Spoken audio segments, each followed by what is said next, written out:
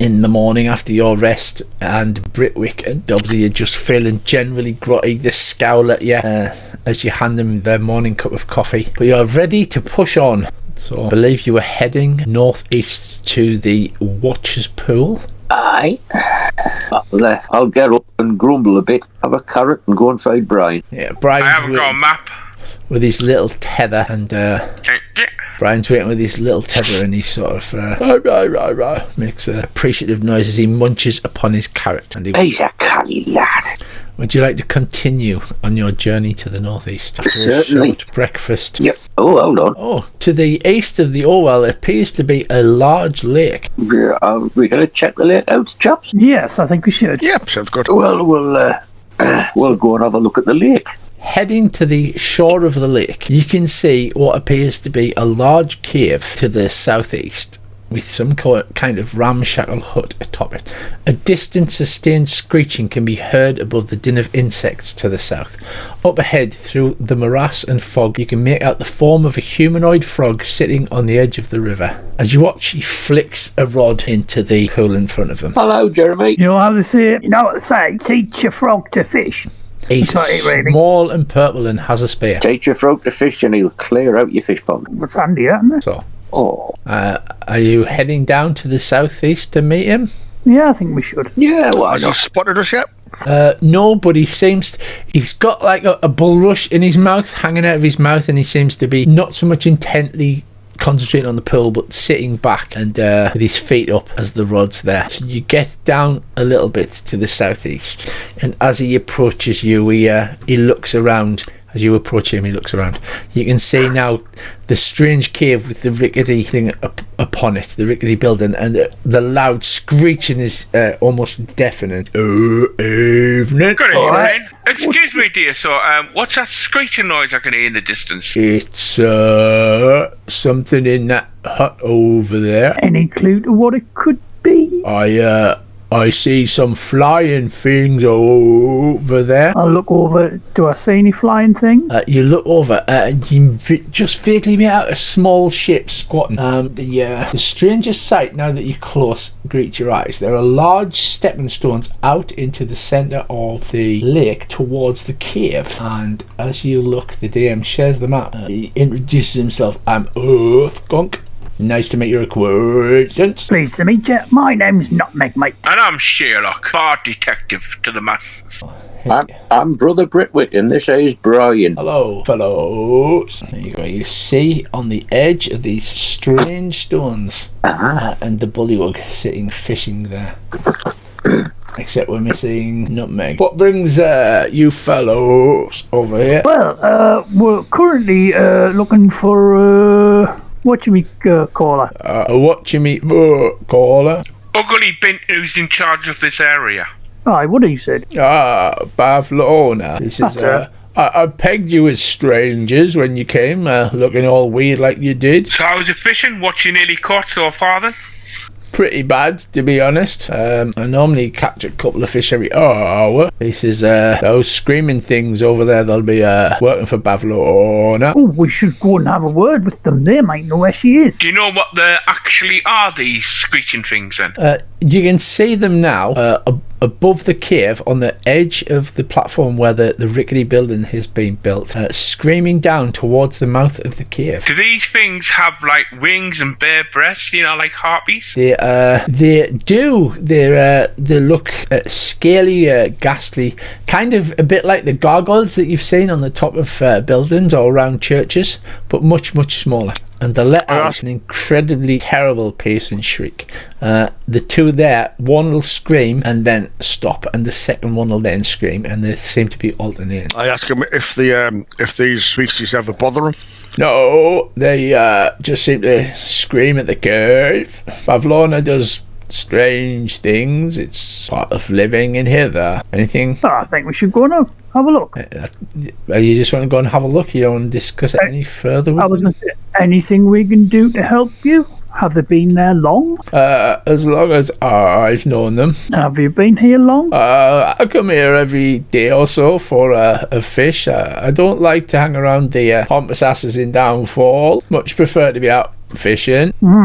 Well, I think we should go over there, and have a quick look. How big are these stepping stones, Rich? Quite gigantic, as you can see on the map. Those coloured things are the large stepping stones. Are we talking that we can step or we have to jump? No, you'll be able to step on them.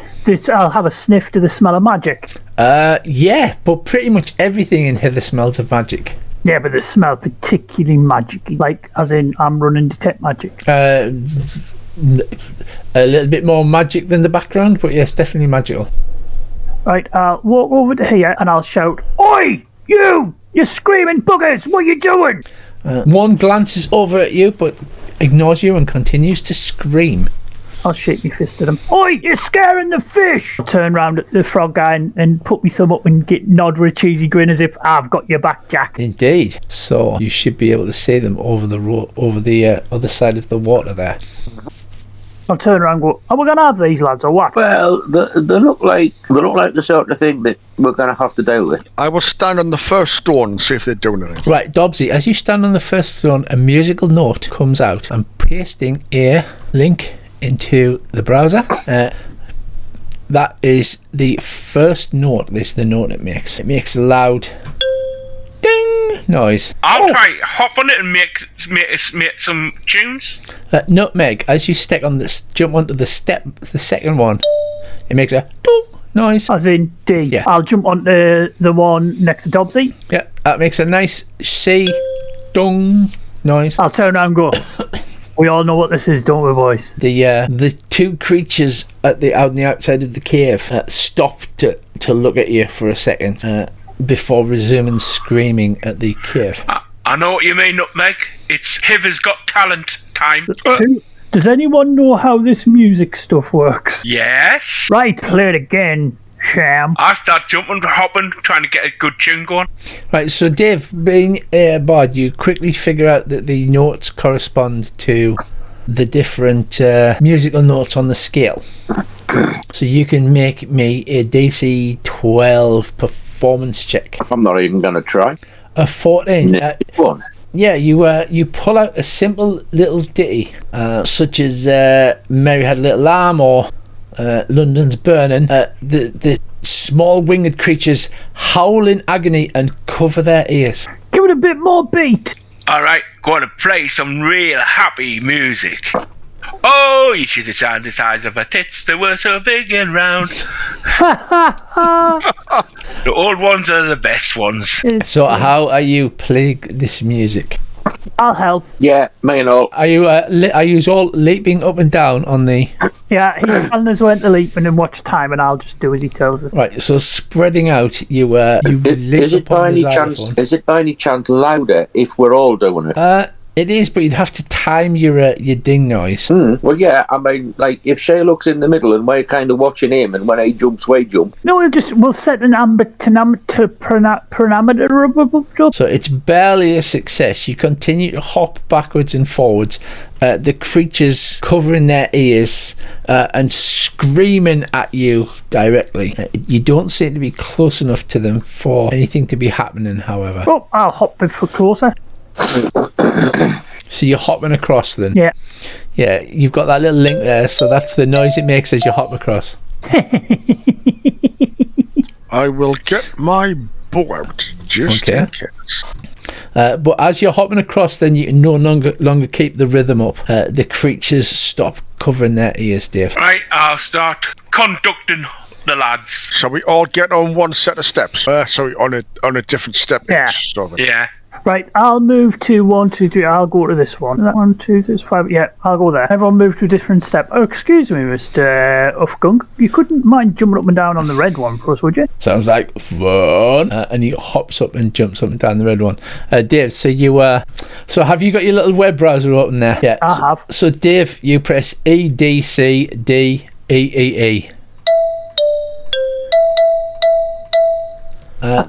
And Now it happens when I press it. Just make do do do do do do. playing Mary Had a Little Lamb. The creatures again unable to move as they cover their ears with your terrible, terrible musical noise. The scream has stopped, however. I'll try and see if we can perform that tune that they were playing in that Witchlight fair. Okay, on the calliope. Yeah. Right, okay. Go on, give me a performance with advantage. Oh, a 23.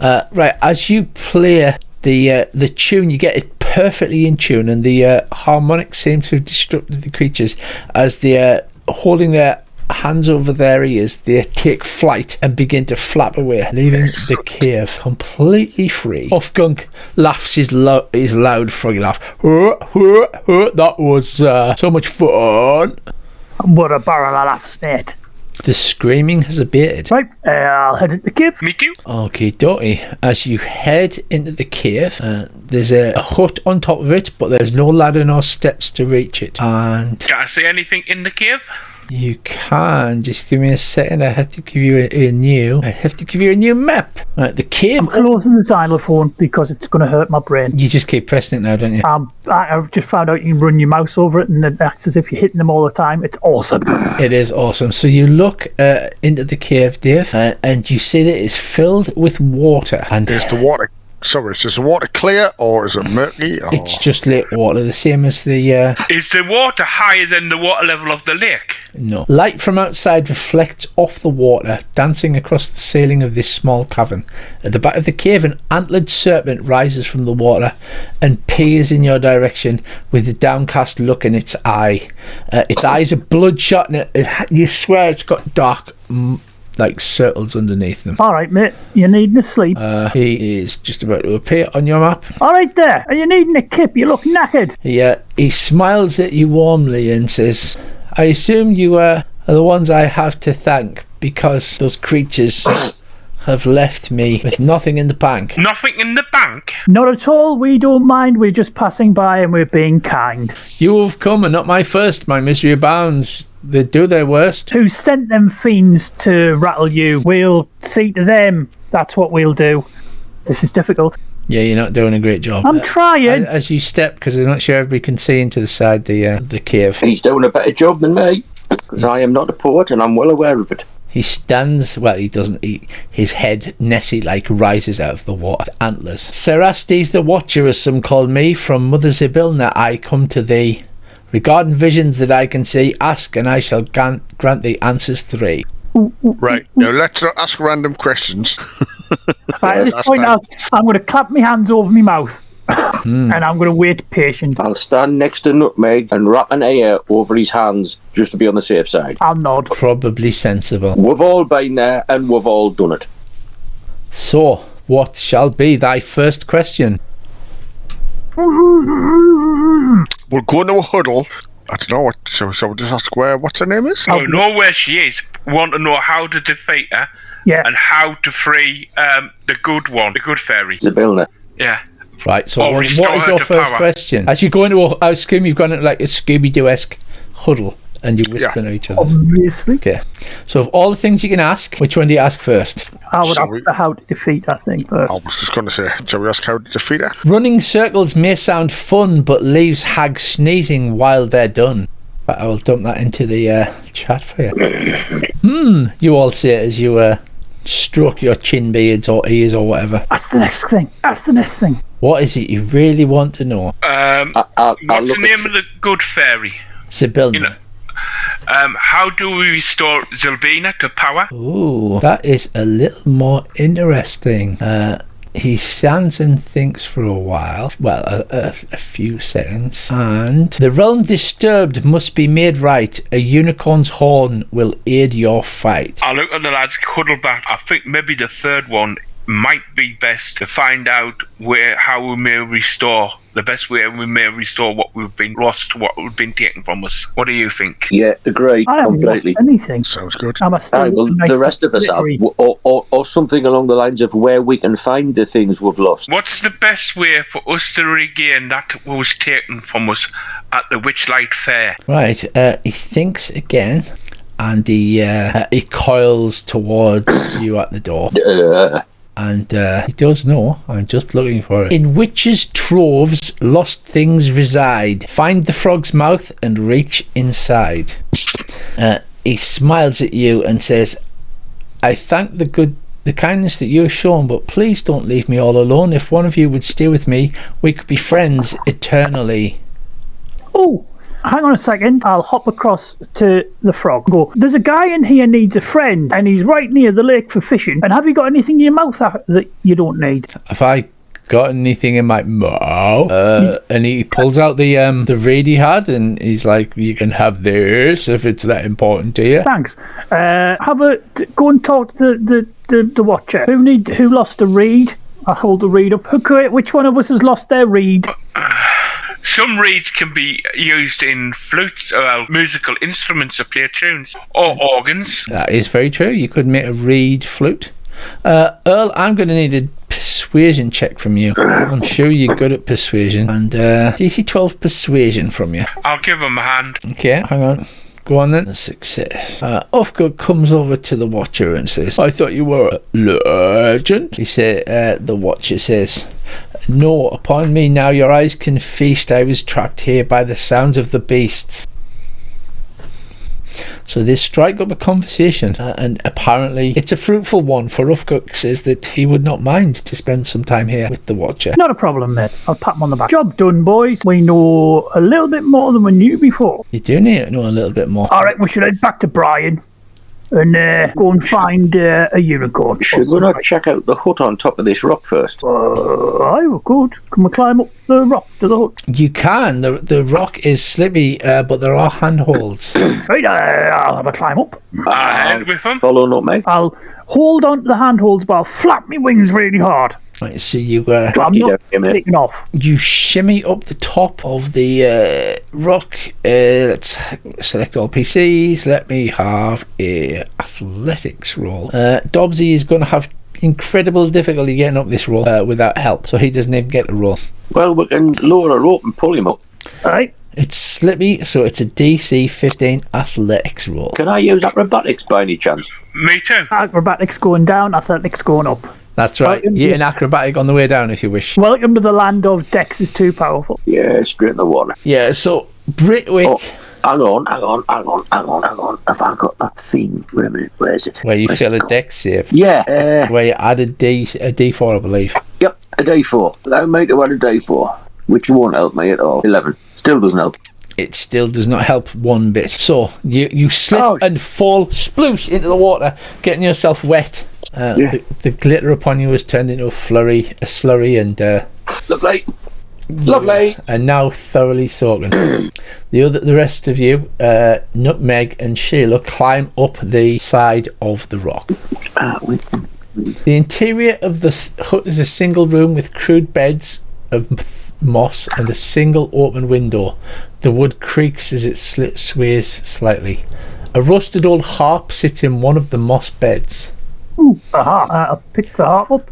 It creaks as you walk across. Can I flutter my wings to take some weight off my feet? You can, yes. I'll do that, and I'll carefully pick my way around the edges to the harp, pick it up, sling it under my arm, and wander out again.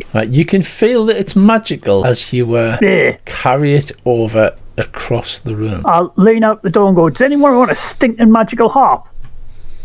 Yeah, I'll have one. I'll hand it off. There. It's in the party sheet, and you didn't take the clubs with you, so I'm now deleting them. I'm not going to delete the raft because Brian's dragging that. It's misshapen and has permanently grimy strings that are always out of tune, Dave, in the party. You have not slain the creatures, you have merely driven them off. We have to turn up, we can sing at them.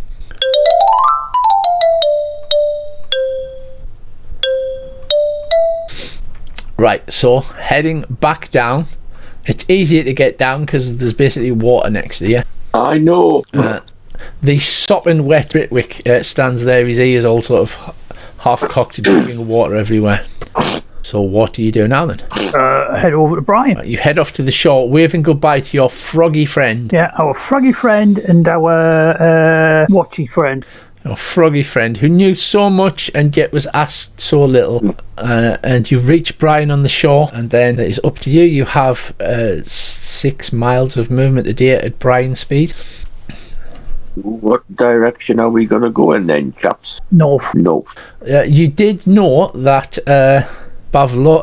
The downfall was to the northwest of the tree stump up the main sort of platform. We can go that way, I suppose. Or you can head north. You can go anywhere you want. No, go west. You have a little. Okay. Yeah. So you see before you to the south the large hollow tree that you'd met before, and another section of that large broken bridge that you first appeared on. You've run out of day today. We'll have to set up the camp and move on tomorrow. Yeah. This bridge, isn't that where Zilbane is at the end of? You had heard something that there was something at the end of the bridge. Sadly, I did not get to bane you on anything. Never mind. You feel less cranky tomorrow as you take a long rest overnight. The croaking of the swamp surrounds you. And you wake up feeling much better and less cranky the next morning. Which way does one head now? Still west? Yeah. Okay. So heading to the west, past the bridge, you see large pools of brackish water have formed. Well, And there seems to be just at the edge of your field of vision hey up. a strange town, the entrance to the south next to that river entrance. Ooh, let's go. What? South from here? Yeah. Oh, you know it. So this appears to be the entrance to the strange town, and here you go as you come down past the river. It'll take me a moment or two to set you up. I don't know where you put that. Because here's some things I set up earlier that I need to activate that I didn't have activated. So hopefully, because the mist is even closer here, vision is limited to around 20 feet, and then when I drop this on the map, I'll drop you on the map. I hope that you can only see 20 feet. Amazing. Right, let's all put the player preview on. I'm concerned that you're not going to see anything, but we will see. Okay, so minor technical difficulties aside, you've appeared at this town. You can see more of those frogmen walking about, and you should only be able to see about 20 feet around you because of the mists, but it seems like the clouds have parted and an unusually bright ray of sunshine has come down. Oh, Bob will not be happy with that. So We should surreptitiously scout the area out. thick fog hangs heavy in the air, obscuring the area around you so that the world appears to have shrunk. Only 20 feet in all directions. Before you, the water widens and the current slows, giving the impression you have entered a lake. Croaking voices penetrate the fog through which dark shapes appear, each resolving into two rowboats. Manning the oars, each rowboat are two bullywugs. They row upstream towards you. Welcome to Downfall, travellers. Pleased to meet you. Well met. You So stand what's going down in Downfall these days? Might I know that our king, Gollop, the X1X, would be honoured to make your acquaintance. Oh, that's very nice. If Which you one is he? head to the small dock ahead and then cross the stepping stones, then that will lead you to the palace. Okay, we'll do that then. I'll wait for everyone at the stepping stone. Right, so you head across the small island. That thing to your right, looming above a ramshackle wooden pier, is a balloon anchored by 4 thick ropes tied around wooden posts driven deep into the mire. The balloon's bladder expands and sags at irregular intervals as swamp gas fills it briefly before leaking out through various tears in its patchwork fabric. A bullywug stands near the top of ladders and is using a long silver needle and a spool of catgut to sew up one of the openings. A second bullywug stands at the foot of the ladder to steady it. Huddled nearby are 3 giant frogs whose long tugs snap up passing insects. Alright, lads. I've not. Good day for flying. I don't know. I'm the tailor. Well, you've got a fantastic tail. I'll cross the steppy stones. Steppy, steppy, steppy, steppy, steppy, steppy, steppy, steppy, steppy, steppy, steppy. Yeah, at the dock you can see 2 small balloons. You head across the stepping stones. A row of boulders spaced 2 feet apart breach the surface of the lake to form a walking path across a 40-foot wide walkway. The lake water below smells terrible and is murky. As you cross the middle stepping stone, a large voice bubbles from beneath the murky water. Hey, it's not very polite to step on people's heads. You are just there, Nutmeg. The others are following behind you, Alright. apart from Dogsy. Oh, I look down and go, oh, sorry about that, mate. You look down and there's just like the brow ridge looks like an elemental being of stone, and his mouth is barely out of the brackish water. I'll step onto a different one and crouch down and go, oh, I'm really sorry about that. I mistook you with your handsome face for a rock. Well, alright, but it's still not very kind to step on people's heads without permission. I'm very sorry. You wouldn't mind if some of my friends stepped on your head as well, would you? I want a DC 12 persuasion from you, Earl. Don't make me persuade people. I'm bad at it. You're incredibly bad. I can threaten them. I'm great at threatening. I'll try and persuade him. He says, well, I mean, it's one thing to apologise, but to be honest, you don't seem to be too sincere. There's one way to show you're sincere. If you sing the apology to me... I would love to sing an apology. A moment, please. La, la, la, la, la, la. We're sorry. We're so sorry. We stepped upon your head. I'm sorry. I'm sorry. I thought you were a rock. I'm sorry. I feel a bit of a cock. But in the end, you look like a rock. Ta-da! How's that? That's much better, he says. Thank you. It's nice to meet somebody with some mediocre of manners. Oh, do try. You know, like my old ma used to say, stop hitting me! Yeah, like my old ma used to say, oh shit, it's a talking rock. Yeah, they probably knew each other. And with that, he waggled his eyebrows, closes his mouth, and the rock becomes steady beneath your feet. Carry on. Be careful with that very nice rock there. You step across onto the other side. The mists are very, very thick here. The Bullywug's buildings are a sort of circular wood and reed construction, and up ahead, looming out through the mists, the wooden structure stands on stilts above the lake. It's topped by a steep conical roof made of thatch. Smoke curls up from a hole in its apex. Its windows are blackened out, and the air carries the smell of burned wood. A clothesline attached to one corner of the building's exterior is hung with a variety of frayed patchwork garments. We're going to have that fire safety talk with these chaps. I'll poke my head in the door and go, hello? As you poke your head in the door, the room is a charred mess. Hazy smoke hangs over scattered piles of burned and broken shelves, intermixed with whatever these shelves contained. Wisps of smoke snake into the air from several spots where smouldering wreckage threatens to ignite. A distressed bullywug in a leather smock scurries around the room with a bucket of water, whose contents spill out over the side in his haste. Grab a bucket! We have to make sure the fires are out! I'll help them put the fires out. I'll stamp on some stuff. Fireball! I'll beat the fires out with my bonker. You beat the fires out with your bonker. Right. Bizarrely, you run over, you realise that the small coals have tiny little eyes and pointed noses and little legs, and are actually running round the room, deliberately brushing against things. Oi, pack that in, you little bastard! And I'll attack them. As you step into the middle of the room, you I'll go and help him. You hear Nutmeg shouting and screaming. Nutmeg, what's occurring? Can I help? There's little fiery bastards in here. Right. The little fiery bastards are running around the room. What do you want to do? I'm going to beat that one to not being a fiery bastard with my bonker. Right, well, like I said, the strange small creatures, the coal with little legs sticking out the bottom, beady little fire eyes and long pointy noses. So let us roll some initiative. Have we such a thing as an iron bucket? There are buckets lying about, yes. Right. Bucket in one hand, water stuff in the other, flicking coals into buckets begin. Indeed. Wow, I've got a call with an initiative of 25. He goes, ah ha ha ha ha ha. This one here starts to runs along the wall, setting fire to stuff. Call 2 does the same, runs along the wall, setting fire to stuff. As does Call 1. They seem to be running in circles around the room, heatedly setting fire to stuff. However, Call 6 has run up to you and attempts to set fire to you. That's not very nice. I'm having him. Right, he brushes against you lightly. Oh, you bugger, he says. You see it. And you take 4 points of burning damage. It tips. You little bugger. Call 3 runs towards Britwick and attempts to brush up against your fur, Britwick. Yeah, that's not wrong. As he hits and burns you for 3 points of damage. Ow, you bugger! Ow! Nutmeg. You take some ongoing damage as it burns quite badly. Do I or don't I? No. I'm just going to beat him. I'm going to hit him with my bonker. I'm not going to do the thing. It with your bonker. Right, you bonk it on the bonker.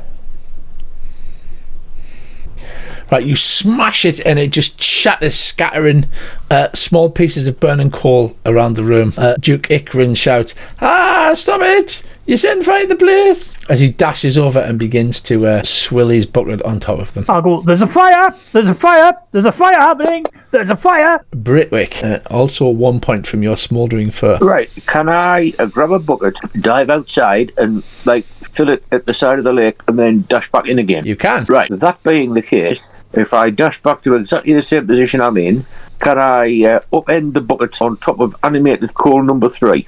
You can. It counts as a melee missile attack. So it's a successful range attack, and it's treated as an improvised weapon doing a d6 of damage to the core. Right. Excuse me. What should I roll then? It's normally, it'll be the same as your dart, so it'll be +5 to hit. Right. Here we go then. Twine! Not like that! Not like that. With your usual luck, you upend the bucket, the water splooshes on, sort of putting out part of the fire, but it dodges out the way, sticks at a small fiery tongue out and goes, But, wait a minute. Kill it! It's got a flame tongue! That would have counted as an attack action, wouldn't it? it would have, yes. Right. That's all right. I'll get it next turn. Okay. But I'm going to try and dodge out the way. Yeah, try and dodge out the way. Call 5 runs up to Dobbsy along the wall, leaps at your feet, little flames kindling on your hoof. It succeeds in hitting you. You are wounded, McDobbsy, and the flames smolder. Duke Ickrind bounces forward and attempts to upend a bucket of water on this animated core. He succeeds. Only partially splashing it. Sadly, it doesn't seem to have done it a lot of damage. It has taken some damage, however. Next up we have Dobbsy. You take some more burn damage. The little animated coal dances around your feet, giggling and raspberrying at you. Turns around, shows its little coal ass, wiggles it backwards and forwards. Nah.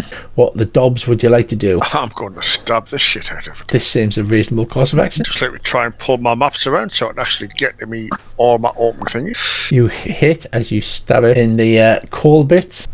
Sweet. I'll flick it off my knife straight into the lake so it puts it out. Then look for the next little bastard. Right, so you flick the coal into the water and hisses as it disappears. Sherlock, you have seen these dance, this coal come outside and dance next to Dobbsy, and he seems to be burning. Can I flick some water on him from the lake? Yeah, you can use your action to douse him, and you get some water and you pat out the bit where he's burning. That'll take off his damage. Alright. I'll do that then. Dobbsy, Sherlock put you out. Excuse me. And don't come back. I have... Okay, I wonder... Nearly. Can you say All now? gone black again. It's gone all completely black. You know what I can see inside? I can't even say that. Wait a minute. I think... Hang on. Oh, is there a reason I'm outside? Yeah, because I accidentally clicked you. Oh, that's all right. The best reason, animated call 4 is going to come running towards 50-50 chance of Nutmeg or the Duke. And the Duke of New York. It's Nutmeg. Of course it is Nutmeg. It runs towards you. You're already on fire though, so you can't be on fire twice, but it does attack you. Which hits. I bet them calls are shouting at each other. Kill it with fire! Kill it with fire! Animated Call 2 is going to attack the Duke because he's attempted to put it out. The Duke dodges out of the way, ribbit. The other call runs around and then starts to come back towards you. Call 3 is attacking Britwick. But luckily, Britwick, you're already on fire. It misses as you nimbly dodge out the way, and we're back to Nutmeg. Nutmeg, you take some more burn damage. Oh! And recklessly smash its tits in. You recklessly smash its tits in. You hit it, smashing it into the ground with your bonker. It disappears in a shower of sparks. Shouts the Duke. More sparks, more smoke. I'm going to run over here to next to this one now. Don't worry, I'm coming! As you run over there, Britwick. Right, yeah. I'll deal with that in a minute. I want to try and sort of dodge kind of round behind this one, and then use me quarterstaff like a golf club and flick it out through the door in the lake. I was just going to suggest that as well. Yeah, go on. That sounds like a shove attack. So on your character sheet, on your actions menu at the bottom, should be a shove. Just double click it? Yep, or... you feel the shove as the little bloody thing runs around the edge of your quarterstaff, and the quarterstaff doesn't catch fire but begins to smoulder. Right. You little twat. Have I still got my empty bucket? You do. Right, as a bonus action, can I just stick the bucket over the top of it? Yeah, make an attack roll as +5. No. Again, they seem to be nimbly dodging out the way. They're little buggers. You dump the bucket on the floor, but it dodges out the way, blows your raspberry again. Duke.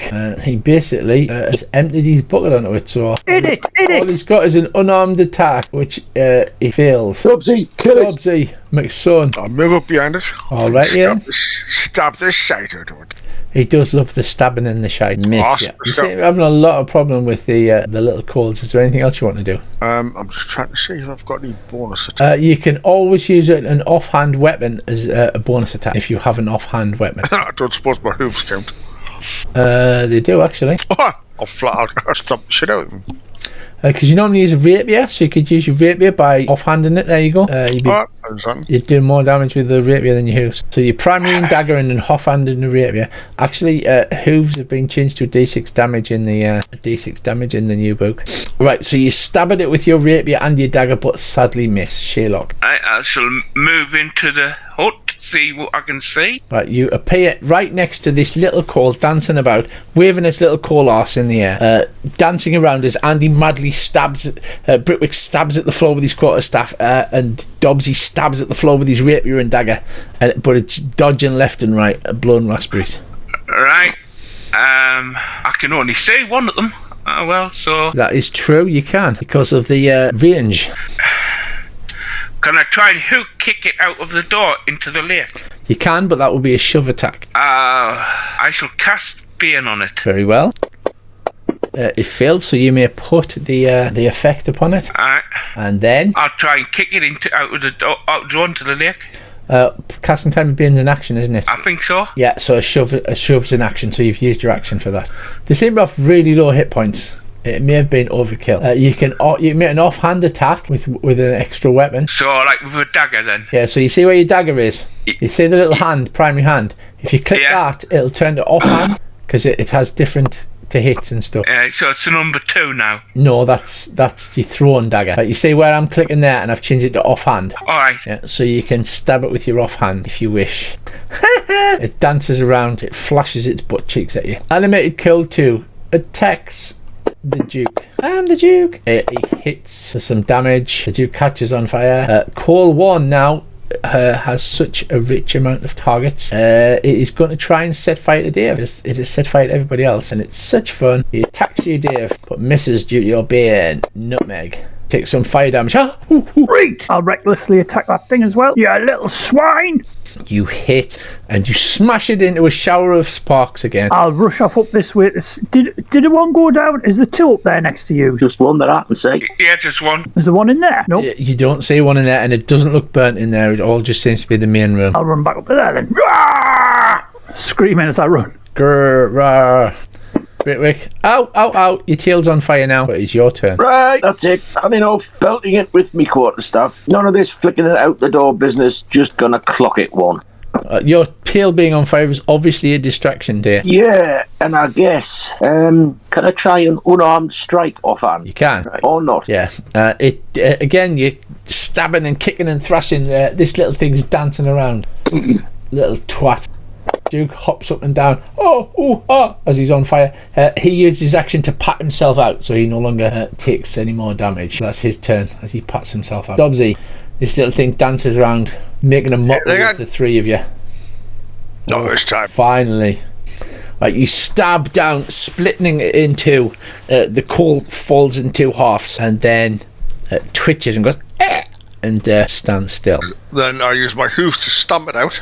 You stamp it into the ground. All the cults defeated. You all randomly quickly pat yourselves out, just stopping the burning damage. I'll continue to smash anything on fire. Yes, so the beasties are dead, and you smashed all of the fire. Alright, Duke, we've sorted your fire out. You don't mention it. Can't believe somebody left those coals in here. Most of the supplies for the balloons are destroyed. What are you making balloons for? It's the only way to travel around here safely. Well, just walk or get a snail. We were just passing and we heard that Lorna lived here. She lives in a cottage in the centre of the lake. All right, friend of yours, is she? The lady above Lorna's friends do all. We all are treated well, and we live a fine life under her beneficent rule. So you visited Stockholm then? You might need to present yourself to King Gollum. Please, accept this is a token of my appreciation. And he hands you a small brooch shaped like a fly. The king is fond of his pomp and ceremony, and this will help him to see that you're somebody who can be trusted. Oh, thank you very much. Where will we find said king? In his magnificent palace. And where's that? To the east. Thank you very much. I will put the brass brooch on. You're the face, I like it. I'm a terrible... Who is the face? Actually, I'm going to shut up. Me, actually, I suppose. Sherlock, get the brooch, stick it on. You do the talking. All right, I'll put the brooch on. Lead on, Sherlock, lead on. You need to go east. East. We go. They're heading out of the damaged balloon factory. The Duke wringing his little froggy hands in frustration at the damage caused. You head out east, Sherlock. Okie dokie. Go on then. You come out the house. Go around the side. Where the strangest sight meets your eyes. No, I can't see that far. The flat plank bridge which spans the arm of the lake is lined on one side by rows of bullywood heads on wooden spikes. At the centre of the bridge sits a small figure with its feet dangling over one side. The figure appears to be talking to itself in Bermudan tones, but then the severed bullywood heads nearby erupt in a cacophony of voices, some indignant, some sympathetic. A few in more distant rows yell, "What? I couldn't hear what they said." As Sherlock steps out onto the bridge, I'll follow him. the strangest sight I move along. meets your eyes as you do. The nearest The bullywood head as you walk past Sherlock goes, "Visitors, you should pay respect. I was king for almost 2 weeks." The one next to him goes, "No, you weren't. You only lasted a week and a half. I lasted 3 months." We should march. I'll say the shirt. So, what happened to you? I mean, why did you be executed for? We were overthrown. By who? Well, I was overthrown by, and he flicks his eyes to the side. "Him over there, he poisoned me." And the other one says, "But you were a rubbish king. You only lasted 3 weeks. So how are you still able to talk if you just heads? Well, that's a bit modest, isn't it? And as you stand and talking to this set of heads, the strange creature with the pumpkin head and the claws turns to face you. "Well, hello there." It's waving its legs over the edge of the bridge nonchalantly. I was just telling these happy fellows here that I wish I could find my head, but they seem to be taking the mickey because all there is here is heads, but none of them fit me. When did you last see your head? When that rabbit with the big long scarf was running at me really quickly. That bugger. I'm Clapperclaw. It's nice to make your acquaintance. Hold on a minute, that name rings a bell. Or was that Quasimodo? Clapperclaw in Downhill. You are a very good guide, we were told. It's what I do for a living normally. There hasn't been much call for guiding here in Downfall.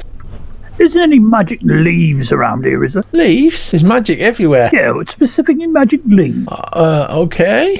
No, then. I can't see him on the map, you know. You can't see Clapperclaw. He's in the middle of the bridge. I don't think I've got an encounter for him, actually. I think I've just got a stat block for him. Hang on. Do I encounter Clapperclaw? No, I don't. Right, so. Magic leaves. What on earth did you want magic leaves for? Oh, someone was talking about magic leaves. Okay, magic leaves. There you are. There's Clapperclaw the Scarecrow. Who thought about magic leaves? I'm sure someone said magic leaves. It said, may seem fun, but leaves, eggs sneezing when they're done. Magic leaves. No, I'm not sure that that's what you're doing. Look, if you're looking for a guide, then I will happily guide you wherever you want to know if you help me find my head. Oh, well, help me find your head. Is that all right, Sherlock? Yeah, we can have a look. Hell yeah. Well, we know the bloody rabbits have got it, haven't they? We could go back and have another pop. Well, I came to Downfall because that rabbit with the blue scarf, he serves Bavlorna, and apparently he was collecting treasure for her. But I thought he might have brought it here as tribute, because everybody has to pay tribute to Bavlorna. Is that right? It is right. Couldn't point us in the direction of the king, could you? He'd either be over there, he points down the bridge the way you want, and the gazebo, or he'll be further along that way at the Sinking Palace. Well, we'll be back when we're finished around here, and I'm sure we'll try and help you find your head. It's a glorious stag skull. It's the most wonderful head that anyone has ever had at Christmas, and hang little baubles on it. Did we see one of them? You did not. I haven't seen one, but we'll keep an eye out for it. He nods, and as he's done, his head makes a metallic rattling noise. What are you rattling for? It just does that. Oh, lead on, Sherlock. Onwards we go. Where are you going? Are you going to see the king? Yeah. You want to come? I mean, I could come. I'm not much in a fight where you're to get involved. He looks at the heads around him. It tends to get kind of rowdy around here every so often, and rumour abounds that they've tired of their new king. One of the Bullywug heads goes, "See, told ya, wouldn't last 2 months." Well, you may as well join in. Okay, he hops up with his head bobs to one side and it rattles. I'll come along then. What are you looking for? Oh, looking for the king. You need a guide for the king. He's only at the end of the bridge. Oh no, that'll be after. We'll probably need a guide after we've met the king. Okay, so head along to the edge of the bridge. Sherlock, you can see through the mist. A grand marble gazebo stands atop a mound of soggy earth. Its white stone streaked green with algae. The support pillars have sunk into the muck unevenly, so the domed canopy now sits askew.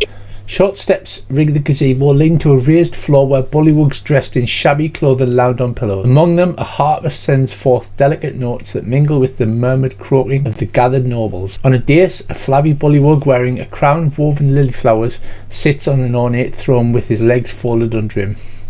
He has a large leather-bound book open across his lap, and his mouth in the words he reads on the pages. Without looking up, he says, "Have you no herald to announce your presence before King Gollop the 19th? And he slams the book closed as if to punctuate his question, regarding you for the first time. Sleepy bullywugs standing around their monarch snap to attention, their helmets rattle and they pull their weapons.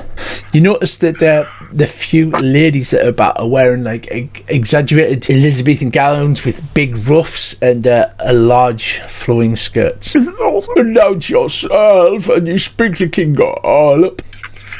Oh, the pet crocodile. Sorry. Oh, that is superb. Greetings, O mighty king. We have heard of you from afar.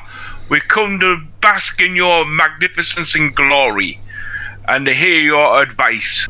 This pleases me, that people could hear me from far and wide.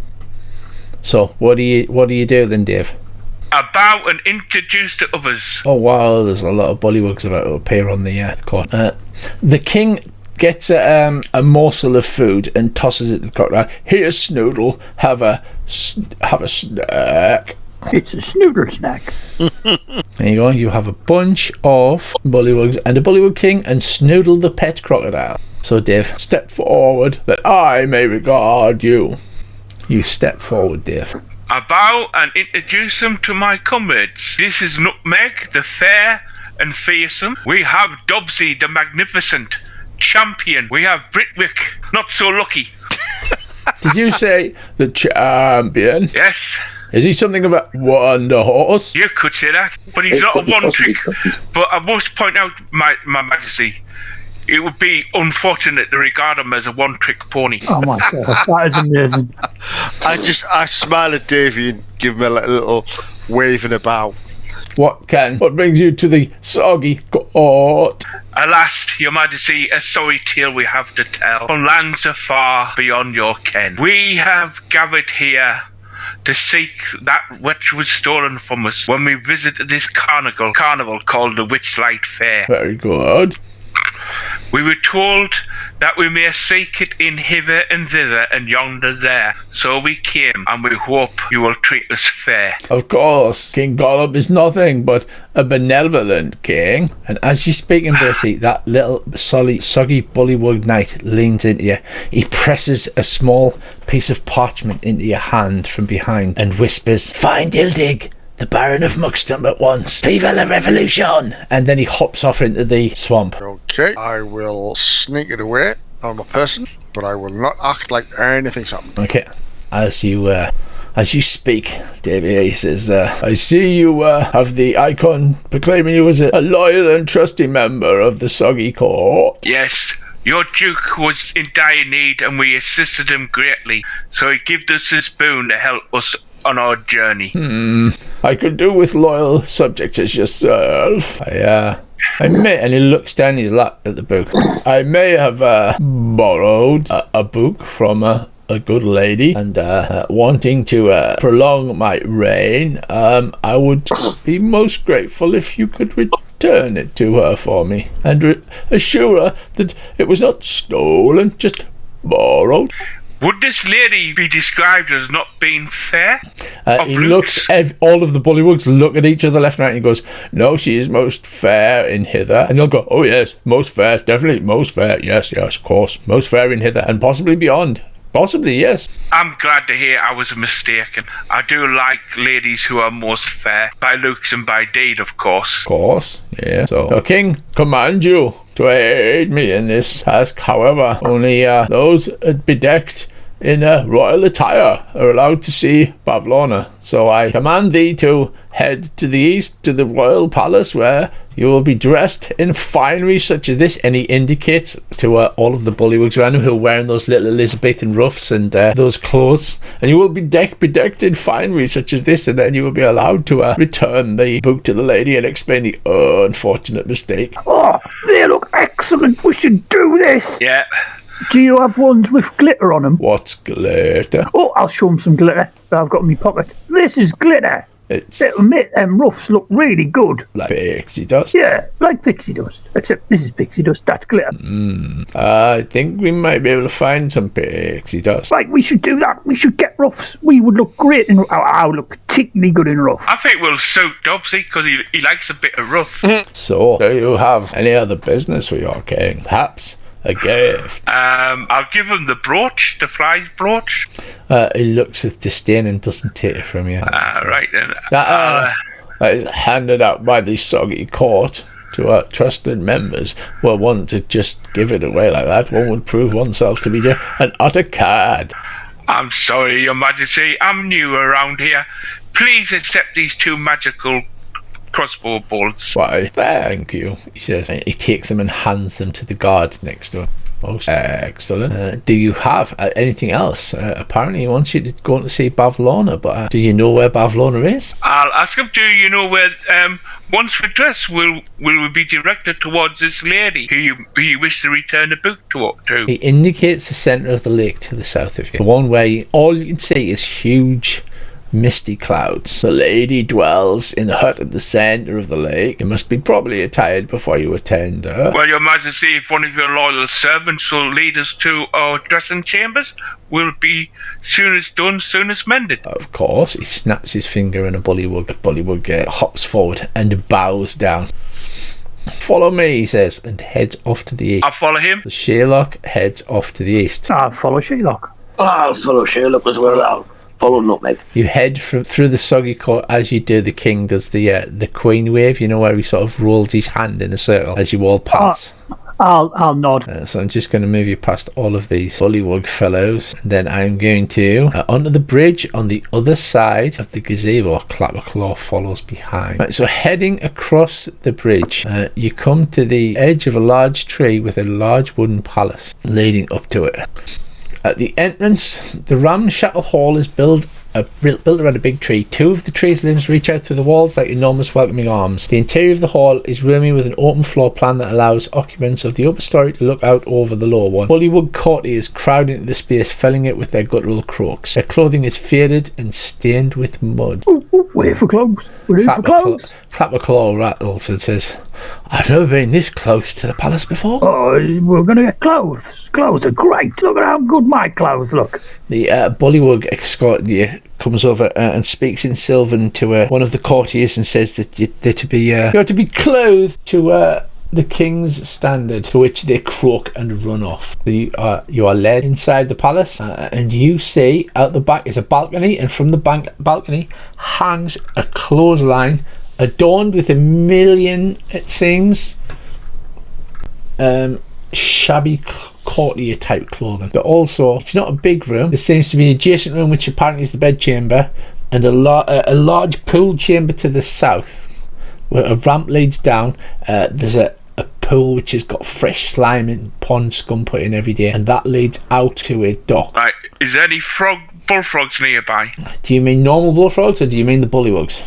The bullywugs. Yeah, there's a whole bunch of courtiers running about excitedly. Alright.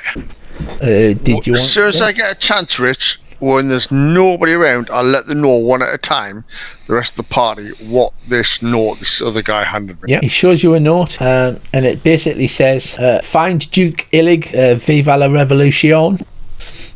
Are we going to get involved in some sort of civil uprising? With a bit of luck. Oh, I do. With a little bit of luck. So, what do you wish to do then? He shows you, Dubs, he shows you a note. Oh. We haven't heard of this joke before, have we? You have not, no. Well, I suppose we'd better wait until somebody's forthcoming with the old courtly clover. Yes, but it was just to let you know that obviously, other forces are working here, so... Clapperclaw says, every time there's a new king, as soon as he falls out of favour, somebody rises up against him and they tend to behead him and they stick his head on a traitor's bridge. And that seems to be the government round here. Never a dull moment, is there? Yeah. It's not called downfall for a reason. That's a very good point. Right. So this is a frighteningly regular occurrence, I take it.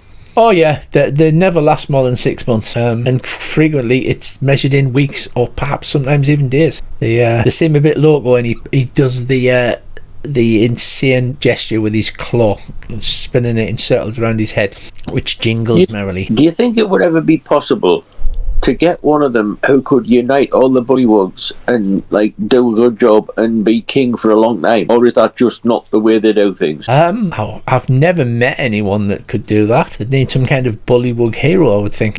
No lords, ladies, or dukes, perhaps? I'm afraid not. I have heard an old tale about a bullywug hero who's found near a lake while fishing, but maybe it's just a tale. It sounds like a great tale.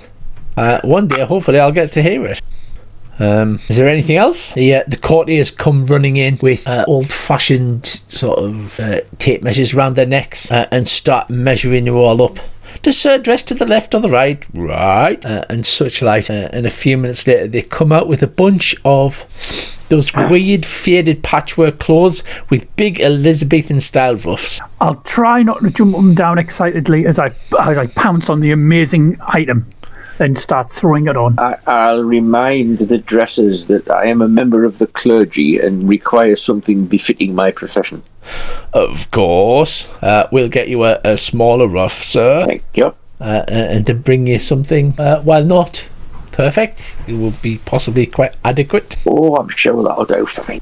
I thank them very much and give them a blessing as they depart. Thank you, Father. So, what now, fellows? What now? Do you have any clue? Wasn't there a courtier somewhere that was going to lead us to Bavmorda's palace? That's the place.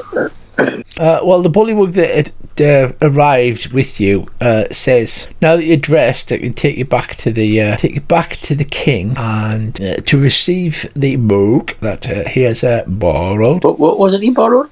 A book. Yeah, that's what he said. Leading you back across the bridge to the gazebo. You're once again in the court with the king. That's much better, says King Gollop, as he sees your wonderful attire. He says, if you could return this book and please assure Bavlorna that it was merely borrowed. And he indicates one of his minions who brings over the large book. The book has written on the front cover, Bavlorna's Big Book of Bad Blood. Please assure Bavlorna that it was not I that stole the book. What you mean borrowed, Your Majesty? Yes, but I don't want her to get the wrong impression. Quick bio. Okay. What's the book? Right, you received the king's blessing and the book. You'll need to go and get a boat to the cottage in the centre of town. You remember there were boats next to the damaged balloon at the docks, and there was also a dock coming out of the sinking palace. We should probably are we sure we're ready to have a word with Bavlorna? I mean, yeah, we are, aren't we? Yeah, we could, kick the long way around. Anyone got one of Mila's kits things? Couldn't do me a quick rub down, could you? Sadly, don't believe anybody's got a healing feat yet. Nope. It's quite bad. No ideas? And it's what I suggest you would look for an inn first and have a drink or two. Well, we got to find a fox as well as a book. Possibly. Do you think they've got an inn round here? I'll ask Kitty Clack. Is there any inns round here? Not so much. There is some private huts to the south. We don't really have any inns. So what do you do for a drink?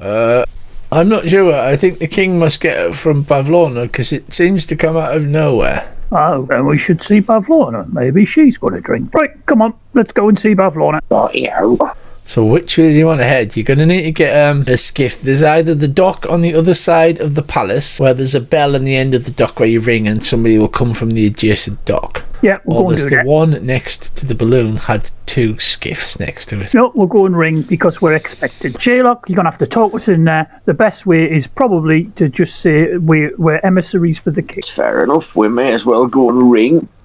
So heading out of the other side, plodging in your new Elizabethan costumes through the actual palace itself and out the other side. It comes up to poor Sherlock's chest. Clapperclaw says, I'm getting all soggy. Sherlock, flap. You'll flap. Sherlock, you emerge onto a dock on the other side where the mists are possibly the thickest. At the end of the dock is a bell with a little rope next to it. When I can see everybody near us, I'll ring the bell. I've lost track of where's you gone, Nutmeg? He's hiding under me habit. I'm sitting under him, aren't I? It's a filthy habit, but never mind. It's a bad habit. It is a bad habit. What you looking at? Right, so a few seconds later, a bullywug rowing a small rowboat rows into view. He sees your attire and he says, yes, my lord, but collector, you do want to go across the river to the opposite dock? Yes, take us to Badmorda's palace, please. Oh, to Pavlona. Okay. So he loads you onto the boat and you row out to the west. As soon as we leave the dock and we're out of earshot of the palace, I'll ask him about that Duke bloke, Viva la Revolution, that Duke bloke. Who's got the book? And where he might be found. He says, Duke Illig, he's normally in one of the huts down there, and he sort of indicates to the south. I'll start picking through this book, Richard, that Badmorda's bad, what do you call it? It seems to be Pavlona's shit list. So there's a whole list of names with some symbols that you don't make any sense. Presumably they mean various levels of favour or of dislike. Inside you see in the front cover, the 2 pages, you see hand-drawn depictions of what presumably are hags from the vague drawn, but they've got like cartoon swords sticking in their fingers, they've got spikes in their feet, they've got one of them's got a woodpecker crudely drawn pecking at its head. So I take it she doesn't get on with her sisters. It appears not. So Duke Illigi's down to the south. Do you want to go there first, or do you want to go to Pavlona's first? Because I need to travel to the mists over there. Duke first, lads? Well, yeah, I mean, he seems to be on the way, doesn't he, sort of?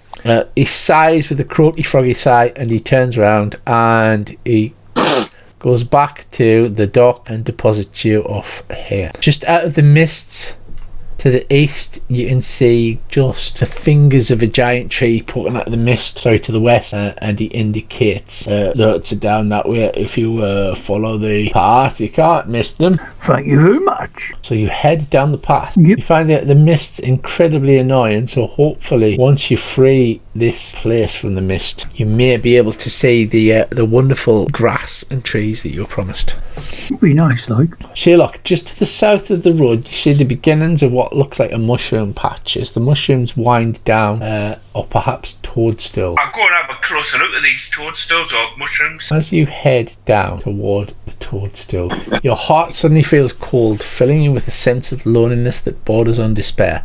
A haunting, melancholy tune played on a flute reaches out to you from somewhere within the field of oversized toadstools. Comes from the south. I step back on the path. Sherlock has taken a small detour, but then steps back onto the path. The melancholy tune follows you as you walk down past the toadstools. Can we identify where it's coming from? Yeah, from where you are, it's coming from the south. You see there's 2 tiny toadstools that get bigger as they head off to the south. Okay. Are you going down to have a look? Not bloody likely. Oh, it could be something interesting. Well, it made Sherlock all upset. But it could be a clue. Yeah, you can see the giant toadstools to the east there, Britwick. Well, I might take a shorter detour then. and go and have a look at said toadstools. I'll walk quietly behind you and cover you. So as you two head off into the toadstool patch, it gets progressively louder and louder. Sitting on the top of the toadstool near the centre of the patch, a slender elf with pale blue skin and black hair sits curled in the shadow of a grey 6-foot tall toadstool, playing a sombre tune on a double flute. It is a playing there. Ooh, my mate used to date a flautist. He set over and up. It gives you a melancholy look. Pretty much. Greetings, sirs. Not seen you round this place. You have less large legs than the normal inhabitants that would be here. We're sort of new round here. I would say it was a pleasure to meet you, but sadly, nothing's really a pleasure anymore. What's that? Oh, what stopped you having pleasure then? Is it taxes? Because everyone complains about them. Well, it's a sad tale, and I'm not sure that you have time for me to bore you with it. Oh, no, you've got all the time in the world for a gentleman like yourself. Yeah, by all means, bore away. I am a travelling bard of some skill, and always a big hit with the ladies. And sadly, unlike most travelling bards, I always gave my heart to each lady, and it was broken time and time again, so I came to Bavlorna seeking magic that would make me forget my lost loves. A deal was struck, but when it came time for me to pay up, I refused to give Bavlorna what she wanted in return. My still beating heart. As a punishment, Bavlorna tore it by force out of my chest, switching it out with the heart of a goat. Sadly, this has destroyed my ability to feel any kind of joy. Wait a minute, goats feel joy? Don't they gamble and stuff? Well, apparently, but they're not very good at cards. So, you've lost your heart? I have, yes. And do you have an idea where it is? Well, I traded to Bavlorna. And I'm guessing you would do anything to get it back. Well, that depends on anything. I have not much to give. All I have are my pipes of haunting. It is my one possession in this terrible land. I would happily give you those. If I could feel happy again. Well, if we come across your art, you can have it back for us. Don't know anyone around here who needs a spare art. Thank you. But they do say a good art these days is hard to find. A good art. You know, the lasting kind. Somebody should write a song about that. You should. So, what can you tell us about Bab Morva then? She's a cruel, vindictive woman, but when she makes a deal, she makes a deal. And she has miniature copies of herself called lawnlings. Creepy little things they are, all distorted and gibbering. What's she got them for? They're like servants to her. How do you kill her? I don't know that you could kill her. Well, there must be a way to, neutralise her, entrap her. I imagine stabbing her very hard would work. It would not be an easy task. She has a fair number of servants at her command. Got a bonker. I mean, boys, are we sure that it's the right time to, well, I suppose we do have to return the book. We can gather some intelligence. Yeah, that's what I was suggesting. That's what I meant. Like, going around asking questions, try and find out as much as we can. Yeah, that's a great plan. We should do that. An inspired plan indeed. So, with a wistful sigh, Tavian resumes playing his pipes. Right, let's go then. Nutmeg and Sherlock, you spy the edge of a hut to the southwest of you. I knock on the door 3 times, wait for somebody's answer. Right, nice. You rap upon the door, but there's no sound from within, and no one answers the door. It has a steep thatched roof and a rickety door. The door does not appear to have a lock on it. Hello? There is no reply from within. Slowly open the door and push it open slowly. It creaks creepily. There's in the centre is a small wooden chest resting in the centre of the floor. Scattered around it are 6 freeing silk cushions. The air carries the stench of decaying fish, and a lit brazier hangs from a rafter, providing the dwelling's only light. I shall move in. Hello, anybody here? There's nobody present inside. The dust on the floor is undisturbed, as if nobody has been here in quite some time. I don't think this is Bavlorna's house. Oh, it's not the Duke's place either, or the Baron's place, or whatever his name is. The Baron, yeah. Bavlorna, is her hut is in the centre of the lake. You were actually heading towards the centre of the lake when you decided to turn around. So anybody good with checking traps to see if there's anything on this chest? Here, Dobbsy, there's some thieving to be done. Alright, mate, I'll have a look. Right. Dobbsy ducks as he comes in the door, and you all have to move to one side to let him in. He's a fair old size. Dobbsy, would you care to give me a perception roll? I certainly will. Right, carefully examine the chest. You do not find any traps of any sort. Right, lads, I can't see anything, but that doesn't mean there isn't anything. So if I were you, I'd get outside and I'll open it. Okay. Right, the rest step outside. Is there anything I can use as like a shield, a table or something like that, or a Cushion or a chair? There's just rotten cushions and stuff here. No, all right. I'll use a cushion anyway, and I'll use my rapier to try and open the. Right, the chest opens easily but with a creaking noise. It's not locked. It's not even got a latch on it. And inside, there's a whole bunch of random stuff. There is cookware, spices, all fish bones, 7 animal carcasses, 6 crossbow bolts, a heavy crossbow, a hunting trap, and a moss cape. And lying on top of that is a mummified toad. A mummified toad? Indeed. That sounds strangely significant. Hello? Do you leave the other crap as well? Yeah, nothing I want. Is a moss cape just a cape made of moss? Yep. Indeed it is. I shall pick it up and have a look at it. It's confusingly a cape, yet it is made of moss. Totally bizarre. Do I think it will be any good for stealthing and hiding? Does it smell of magic? It's just moss. Do you smell magic now? It does, I believe. Hang on. Can you smell that filthy, filthy magic under your abilities, isn't it? Well, it is, but I don't know if I actually put it there. No, I'm going to have to look in the things a second. Hang on. Look in the doobly-doos, innit? Here, look in the doobly-doos. The Path of Mental. At 3rd level, as an action, you can open your awareness to the presence of magic. So I've got 60-foot detect magic if I spend an action. Right, so none of the other stuff is magic, but the toad is magic. Yeah, that toad smells like a magical toad. I hate magic, me. If we tied a string around its neck and dragged it across the floor, it'd be a toad. Yeah, a small, magical, mummified toad. Sits on top of the cape. I mean, assuming you've shook it off when you took the cape. Is that correct? Yes? No? Are you going to burn this evil mummified toad and run away, or set fire to the hut? Are you doing I'm going to say hello to it. The mummified toad does not reply. Bit rude, but I'll leave him. I think we should take the toad with us. Well, the brass brooch is in the party inventory, Dave, because you haven't taken that out. The moss cape's in the inventory, and the mummified toad is in the party inventory if you wish to take them. Right. Once you've had a short rest with it, you can identify it, or you can use an identify spell. Let's take one mummified toad. Indeed. It's not big. Let's do it this way.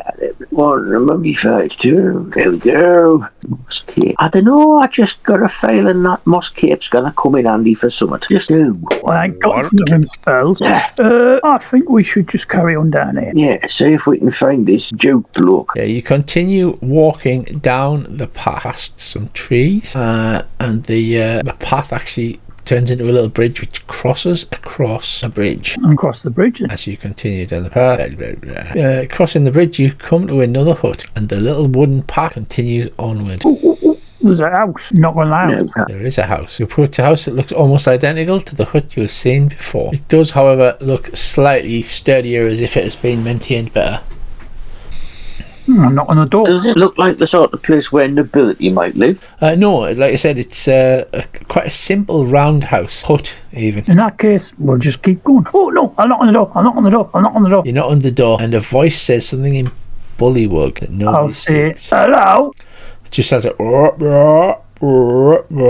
I'll then try. All right, in go on. common, upon not understanding you, it says, push the note under the door. I haven't got a note. I want to ask you a question. There's just silence from the other side of the door. Hello?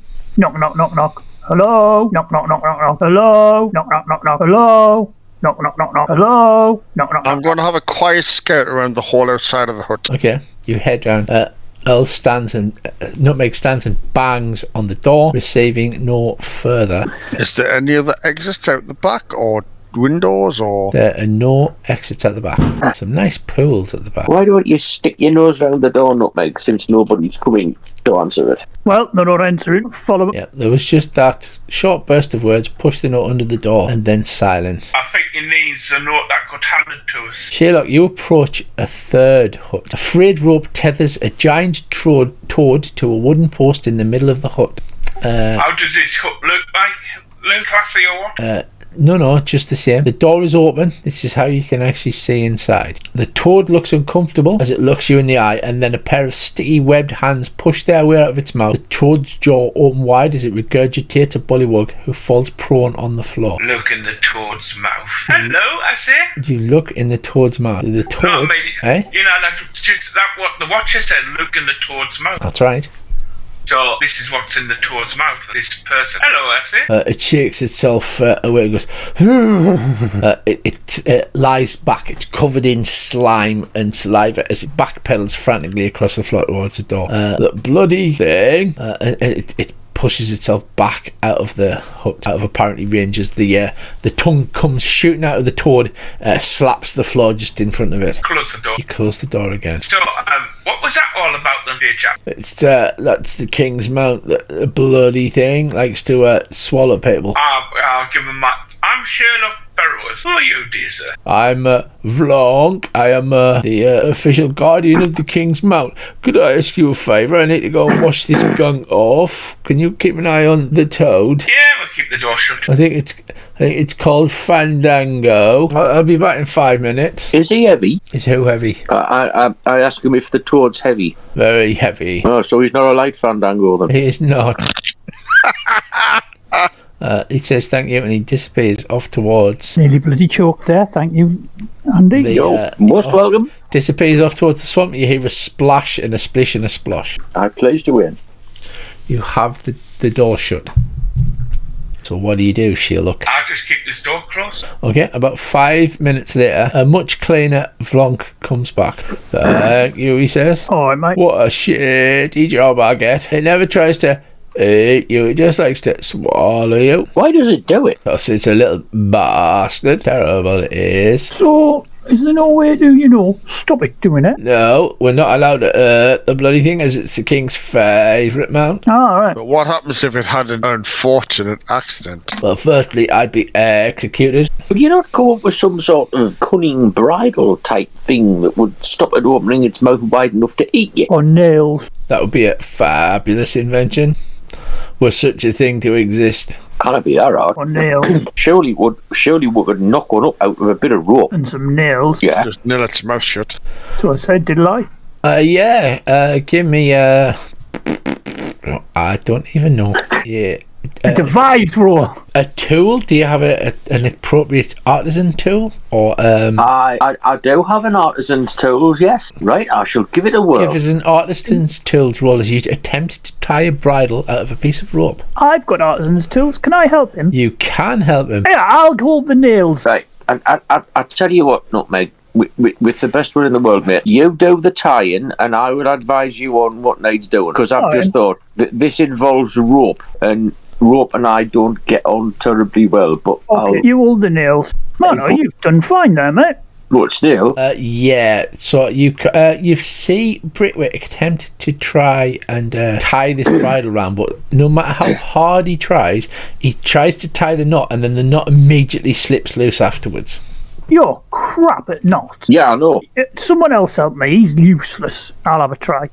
So he shows you where to tie the knots, and between the two of you manage to connive to put together this part bridle, part muzzle thing. I'll give it to the little froggy dude and go, here, try this. Although nails would be easier. Thank you. I'm going to try and get it on. I can guarantee it won't hurt him, but it'll stop him opening his mouth wide enough to eat you. So he takes a big sigh, he shoulders the thing and then runs in like a lunatic. Immediately the frog tries to swallow him as its mouth opens and its tongue. It needs to make a bite attack first. Can I run in behind him and, like as its tongue shoots out, I sort of grab hold of the end of its tongue, so it's sort of... Yeah, so the attack misses. You run in, Andy, give me a dex check, I think, as you attempt to grab hold of its tongue. I think I can do that. I get to add something to that, don't I? A d4, yes. Yes. On account of the fact I'm shit at it. It's not great, I'm not going to lie. So you get a total of 10. Yep. So you kind of grab it with both hands, but one hand immediately slips because it's slimy and horrible. And but it slips off and you keep hold of it with one hand, and Vlonk leaps upon it just past the tongue as the frog rolled a natural one, and he attempts to wrestle it on. He gets an 8. The frog has to beat an 8 with its dexterity. It rolls a natural 20. It shrugs it off and throws him to the ground. You guys hear this fracas breaking out as Britwick has hold of the top frog's tongue. I run into the room. Okay, Dobbsy comes storming into the room. You are amazed to see Britwick with his hand holding on to the end of one large frog tongue, while Vlonk is attempting to wrestle a frog. I run straight up to the frog, punch it between the eyes, and stun the shit out of it. Okay, that probably would be a grapple check, I'm guessing, or are you just unarmed attack? I just want to stun it. Yeah, I don't know. Well, that is just an unarmed attack. You punch it between the eyes, roll your damage. Oh, we're hitting things now. The frog seems to be unabashed, as it is. It's a giant toad with a picture. Oh, okay. The giant toad seems to be unabashed as you punch it between the eyes. There's a sickly squelching noise, but you don't seem to have done a lot to it. All right. Well, hopefully that's got its attention anyway. Oh yeah. It has, since you're attacking it. Vlonk says, try and grapple it down. I'll charge in and try and grapple it. Me too. Right, everybody piles on the toad. Yeah, everybody piles on the toad as Bracy has decided to go start punching things instead of grappling them. Well, no, I went to stun it. I wasn't attacking it. Sheila runs into the room. What do you do, Sheila, as you run into the room to see Bracy? Grapple attack on it. Right, go on, roll. Right, what was that? It's 7, I think. Yeah, you didn't target it. Target the toad, and then on your action sheet at the bottom, it's got grapple. Are you targeted for us, have you? Yes. Disarm activated. What have you pressed? It's right at the bottom of your action sheet. There's a grapple thing at the top. Oh, yeah. It's always there. It works your grapple out for you. It's too large for you to grapple, so you try to get your arm around it, but you can't even reach because you're too little. Are you doing anything else? You slip and you get covered all down your front in frog slime. Toad slime. Yeah, I just try to run round the back of it. Okay, you run around the back of it, nutmeg. You run into a wall and then decide to run inside the hut, seeing this fracas taking place. What are you doing? Right. I'll hit it, but non-lethally. Right, so you're just going to start punching it. Because I figure I need to be bigger to grapple it. You're small, aren't you? So yes, you will. So I'll subdue it with it. Right, so you begin to beat upon the frog with the bonker. Oh, little dodgy bugger. Little slippy bugger. Stand still while I hit you. Don't hurt the king's man. He'll bloody kill us. No, it won't hurt. I'm just using the blunt end. Isn't it all blunt end? No. Some of it can be sharp. I just shoot them bits off. As he attempts to grapple, he fails as he slips on the slippery toad skin. Hold the bugger down. Clapperclaw is not getting involved in this. Giant toad is actually going to bite at Dobbsy, who has punched it, but it makes a bite attack. You dodge nimbly out the way, Dobbsy. How many hit points of damage does it cause itself when it bites its own tongue? That's a point. I think we need an opposed strength check because it's going to try and pull it free. Right. It rolls a 4. Watch me roll. Wow. Not more than 4. A 6. So you barely hang on, only because you're less crap than the actual toad. As it tries to gum Dobbsy, but can't. Britwick, you're up next. Right. I'm just going to hang on to this tongue. You're just going to hang on to the tongue, okay? Because I figure its tongue's like properly hanging out of its mouth, and while I've got hold of the end of it, it's obviously putting it off a bit. It is, yeah. Dobbsy. Right. I'm going to try and grapple it, because I'm a horse, and I'm bigger than all these other buggers. It's true. So I just hit the grapple button. Hit the grapple button, yeah. It's a tricksy frog. Failed to grapple. You managed to get your arms around it, but sadly it's so slippery and gooey that all you get is a chest full of Ghostbusters goo. Oh, Christ, right. Do we get any bonus action? You get a bonus action. Grapple. Grapple is a main attack, so. I don't suppose headbutt's a bonus action, is it? It's not, no. Okay.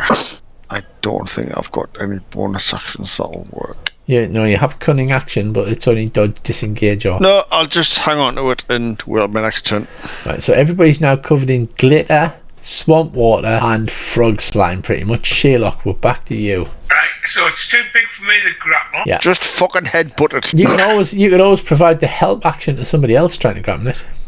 I'll help whoever needs it. You'll have to state who you're helping. I'll help Dobsy because he's big enough to grab Yeah, it. because he's trying to wrestle this giant slimy toad. Do you have the press the help button or? No, that's just to say you're doing the help action. It pops it in. Nutmeg, it's your turn again.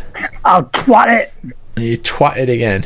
But I'll recklessly twat it without trying to hurt it. You recklessly twat it for non-lethal damage. Hurrah, you hit. Get out! Vlong's going, don't, the king will kill us. Right, Vlong goes for the grapple again. Yeah, one more, son. Cannot grapple without a specific target. Okay, I guess. Failed to grapple. This toad is just slippy as anything. Next up we have Giant Toad.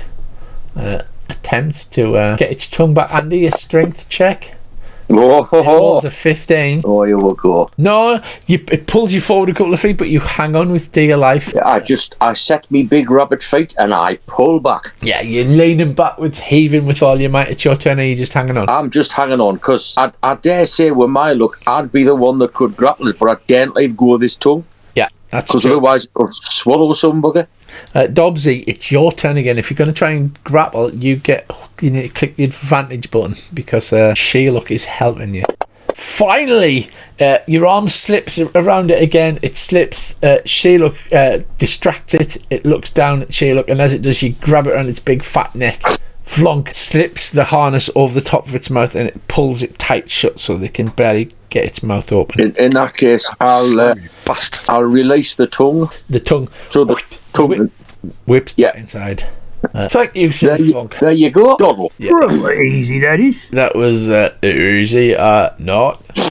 Well, with a bit of luck, it'll stop trying to eat you now. True that. How can I repair you? Oh. I'm in your debt. You can owe me one. I may need help in the future. If you're happy, you can owe me one.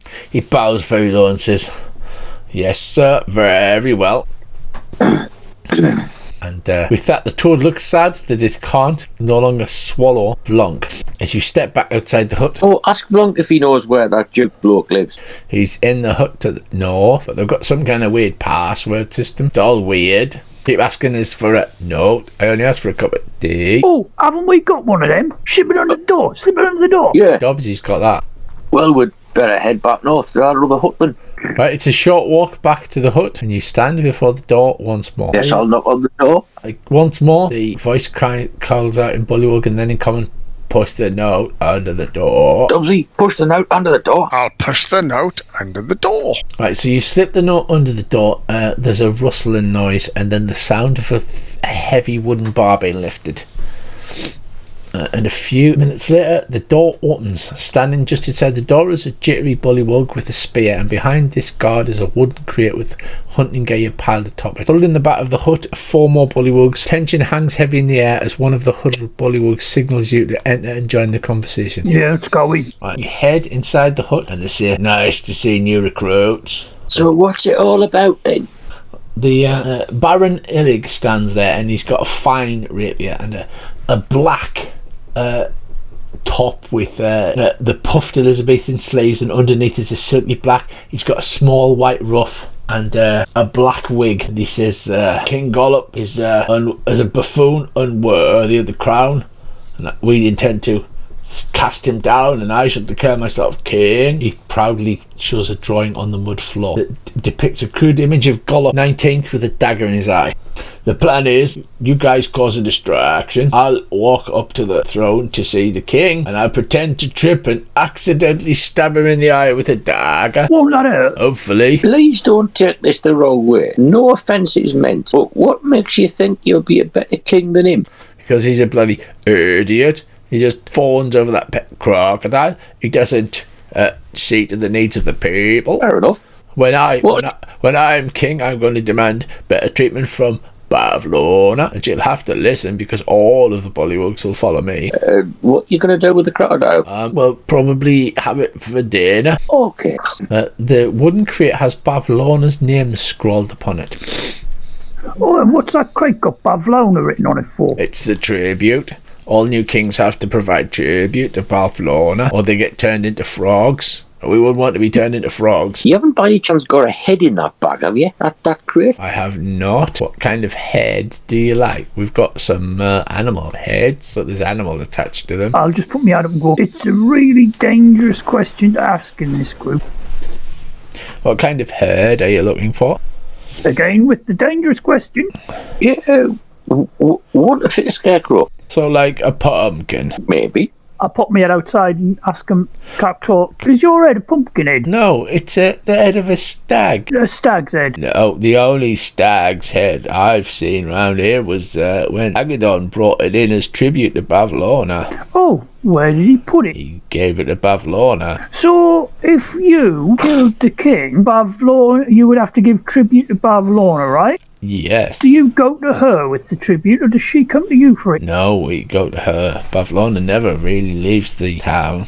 Her hut in the centre of town. Ah. Well, we'll need to discuss this plan amongst ourselves for a moment. If you excuse us, gentlemen, step outside and we'll have a huddle. But this plan is the work of months of planning. It's absolute genius and can't fail. But it requires us to be the distraction, so... well, not just specifically you. All of the loyal members of the revolutionist army, loyal to the overthrow of King Gorlup. We still need to discuss what sort of a diversion we think would best suit your cause. Of course, this is only sensible. Right, back in a minute, mate. We'll all head outside and put our heads together. You step out and Scooby-Doo huddle that thing. So, right, they want us to kill the king. Or help kill the king. Yeah. Now, I think that's illegal. I think they're all barking mad. I think we should drop them in it for money.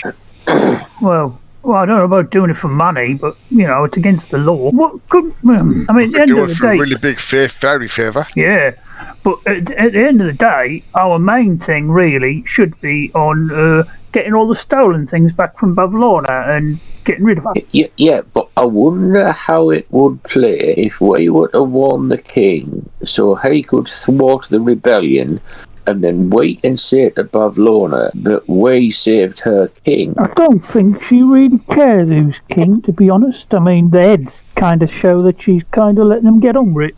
But I will follow your lead. So if you've got a plan, we should do it. Or we should go and see Bavlorna. But I've got a bad feeling that we might end up getting our heads stoved in. Yeah, that's what's concerning me as well. Oh, but I have decoded a clue, if that helps. Go on. Well, it says...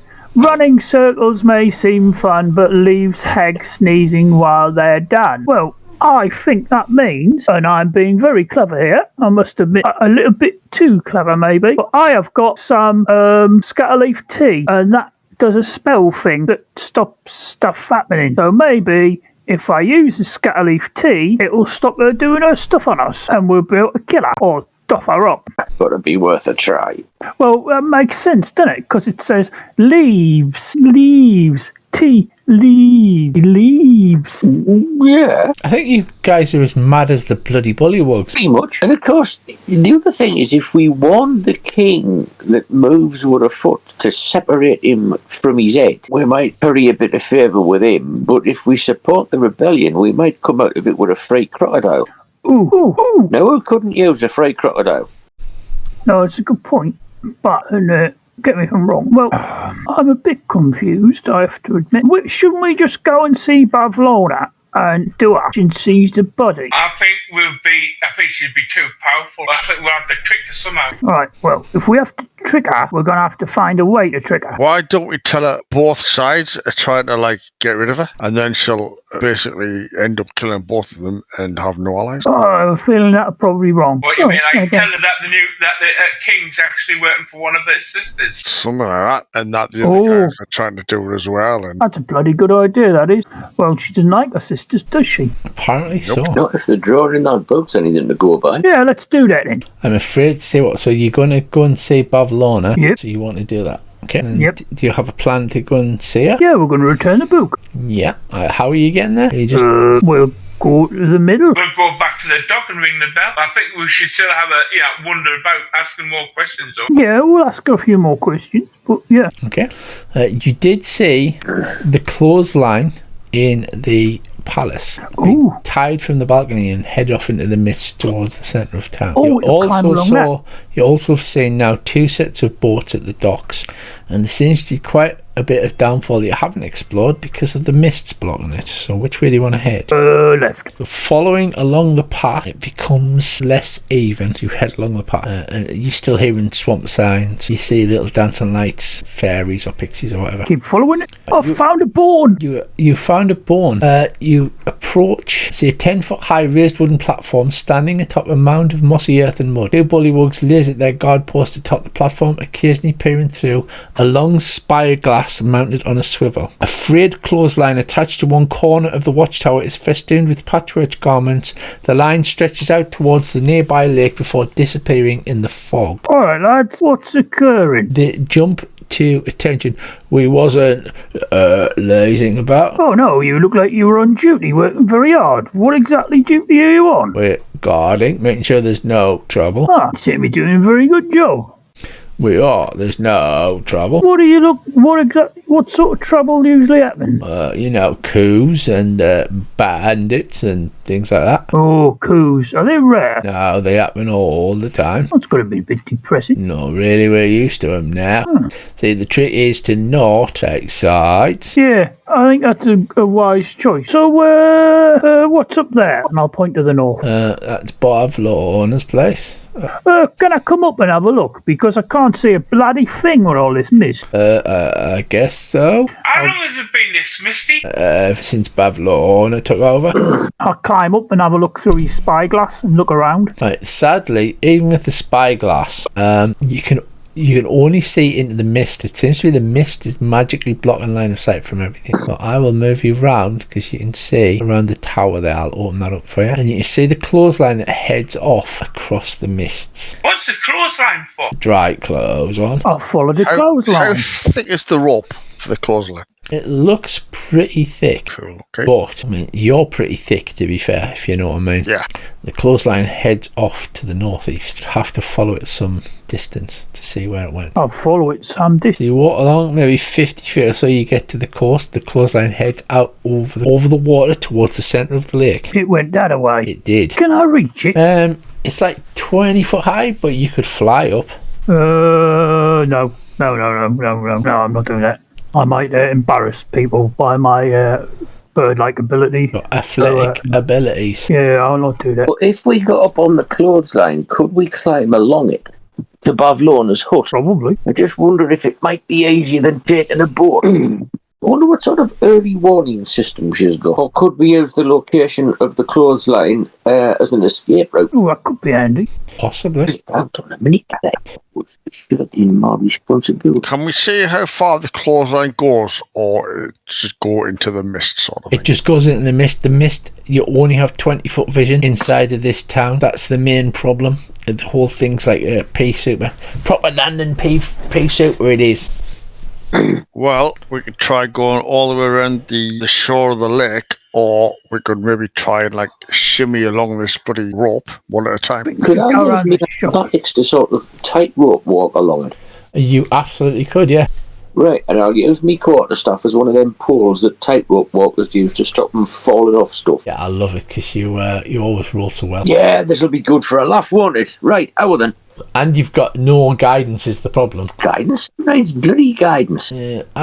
Acrobatics, Andy. That's the fella, Acrobatics, there you go. Oh, this is going to be good for a laugh. Splosh. So let's have a look. No, 13 is pretty good. So you get up, there's a lot of wobbling and wait, as you use your leap to hop up onto the clothesline. It rocks backwards and forwards. You manage to keep your balance and you move 30 feet along.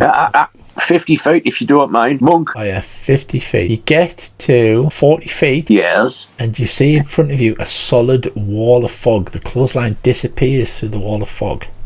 This is going to be interesting. Unlike the mists that surround it, which are like ebb and flow, this is a solid wall of fog. You've got another 10 feet of movement, but that would mean stepping into the fog. I'll step into the fog. Right. Britwick disappears and the... What's the worst that could happen? Don't tell me. Right, you disappear into the solid fog, and then you continue to walk along the clothesline, gingerly moving at half speed. Be difficult terrain as you can't see your feet while you're inside the wall of fog. That's fine. I'll do it by touch. And eventually you will materialise on the other side. It's all quiet. There's no sounds of bullfrogs here. You see 4 flights of wooden steps leading out of the swamp, ending in a trapdoor at the underside of a large cottage which is perched atop tall, thick wooden stilts and surrounded by the dense fog. Right. Well, I am not going back there to tell them all that because I'm bound to fall off. So can I manage to get myself Jiggle the rope onto the edge of that bit of dock? Yeah, you can use your leap ability. So you spring and land on the bit of dock. Right. Can I fly like 5 feet in the air and fly across the water? And I'll take a rope with us, and Dobbsy can hold this at his end. Yeah. Can I have an acrobatics check, dear, from you, please? Oh, nice. Nat 20. Right. So look at that. You need to lift up onto the rope because it's that high. I'll throw him up. But Dobbsy and you head across. You get to here and you see that solid wall of mist. I keep going. You head through the mist slowly as you're feeling with your feet, and on the other side you see Britwick has leapt over a large gap and landed onto some kind of platform. Right. I'll hold one hand out, ready to catch him, and like motion him to jump across with the other hand. I jump across. That's still quite a leap there for you, Dave. I'll try and catch him. Where does this rope go anyway? It's tied to the outside of that large hut I've described on stilts.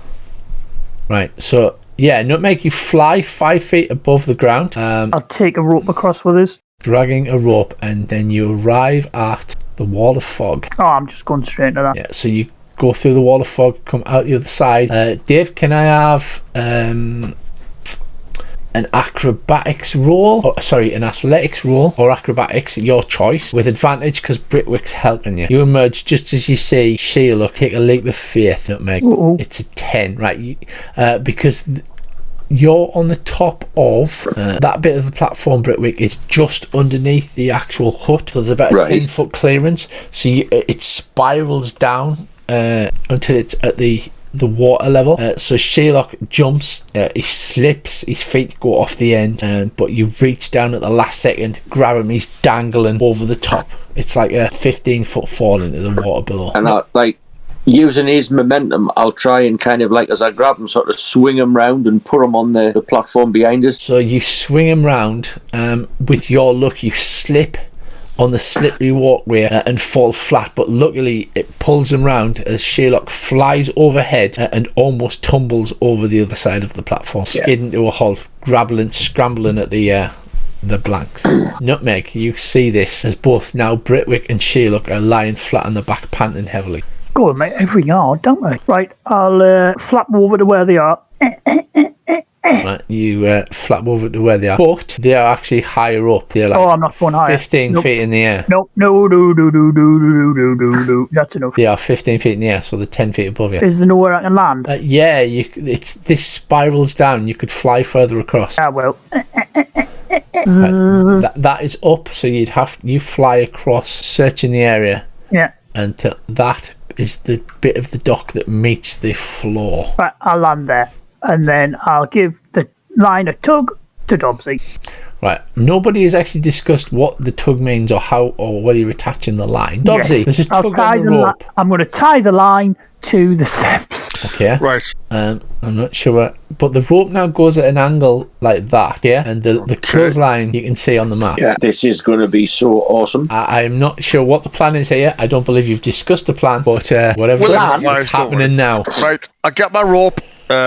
Tie one end like around my belt, flip it over the clothesline, tie it off and go underhand, using the rope as like an anchor, and just pull myself underneath and go all the way straight down the clothesline. Okay, very well. I'm going to make you make an athletics roll. All get ninja typey. I'm going to make you an athletics roll because you're a gigantic centaur trying to swing your way across a rope. No, I'm a pit pony centaur.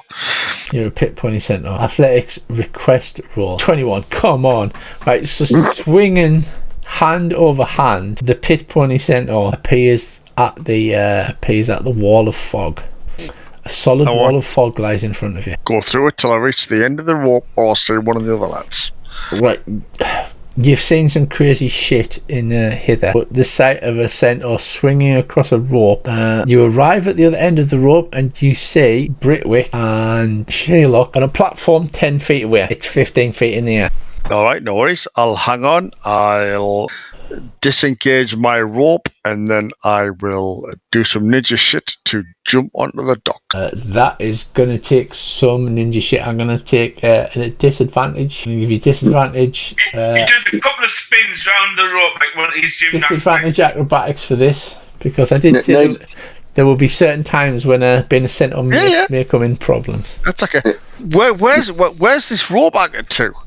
The rope is anchored in this direction. It's heading downwards and it's heading over that way. The one you're on is anchored to the bottom of the hut, but there's a hook on the bottom of the hut. So if you stayed on the rope, you would be at the bottom of the hut, but nowhere to go. Right. Okay. No worries. Needless to say, if I need to, I'll step back so he's got that corner that I'm stood on at the moment to land on. I'll try some of that ninja shit. Right, okay, so you two guys stand upright and step back as we try a disadvantage acrobatics roll or athletics. Which would you prefer? Acrobatics. Right, here you go. Go for it, son. This is going to be so cool if you pull this off. A 10. Right, so you leap, you swing backwards and forwards and leap. And a 10's the most basic of successes. You slam into the wood and with your human torso and you scrabble and catch the end with your fingers, straining at the weight of the rest of your body as you hang over the edge. I can't help pull him up. Yeah, I'll help and all. He's quite a large chap, so I'm going to say that will be a strength roll. Right, I mean, there's no worse than a wet centaur. Difficulty 15 with advantage. Give it a run. You were saying 17, right? So slowly, inch by inch, you manage to drag Dobbsy up, and until you were puffing and sweating, you drag him over the top of the thing, and he lands on the top. Clapperclaw and Elvanilor have reached there without any problems whatsoever because they're not hit. There's no sign of nutmeg, however. Just a rope stretching off in that direction. I sit down and go, I need a minute, lads. I need a minute. So, what do you do, Nutmeg? The rope is jangling and being pulled backwards and forwards. I'll help heaving him in. Then it goes perfectly still. Oh, I'll try flapping over this way again. To try and find if I can find a place that's not quite 15 feet in the air. You can't. Yeah, you flap down, you see them way up high. But the... Can I reach the rope? I've got an idea. I'm going to close my eyes and I'm going to fly up.